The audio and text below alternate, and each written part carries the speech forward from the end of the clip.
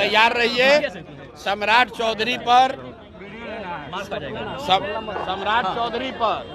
और इस राज्य में स्वास्थ्य व्यवस्था में अमंगल काल लाने वाले मंगल पांडे पर किस्तों में बढ़िया से उन लोगों का पर्दाफाश किया जाएगा। बिहार की जनता को उनका चाल चरित्र चेहरा कायदे से बताया जाएगा।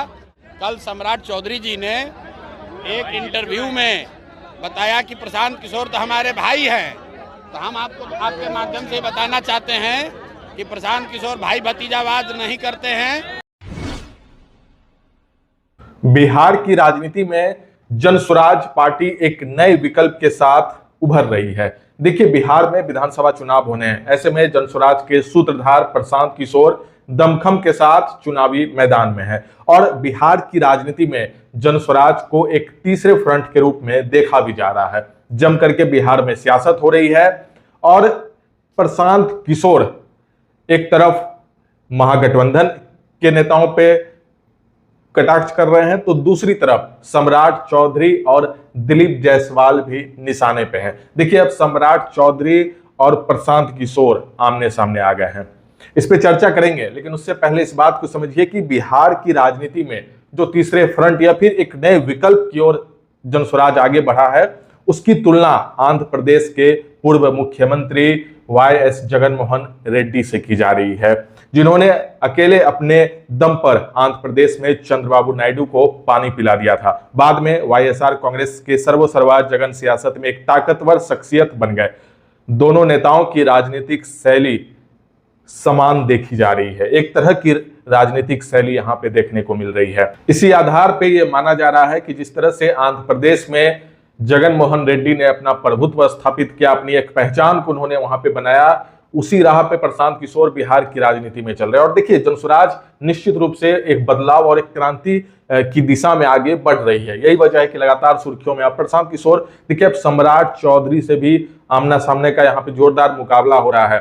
प्रशांत किशोर के ऊपर FIR भी हुई है और ये कहा गया है कि प्रशांत किशोर ने एक मीडिया इंटरव्यू में सम्राट चौधरी को लेकर के आपत्तिजनक बयान दिया है, जिसमें कहा गया कि सम्राट चौधरी 7वीं तक पढ़े हुए हैं, 7वीं फेल है और उनका जो असली नाम है वो राजीव कुमार है। इस तरह के बयानों को लेकर के ही बीजेपी के कार्यकर्ताओं ने, कई लोगों ने उनके ऊपर जो है FIR करवाया। हालांकि प्रशांत किशोर अब भी मजबूती से कह रहे हैं कि सबका जवाब मिलेगा और आने वाले दिनों में जो काला चिट्ठा है अब वो सम्राट चौधरी का खोलेंगे। देखिए, इससे पहले उन्होंने दिलीप जायसवाल को लेकर के कई खुलासे किए।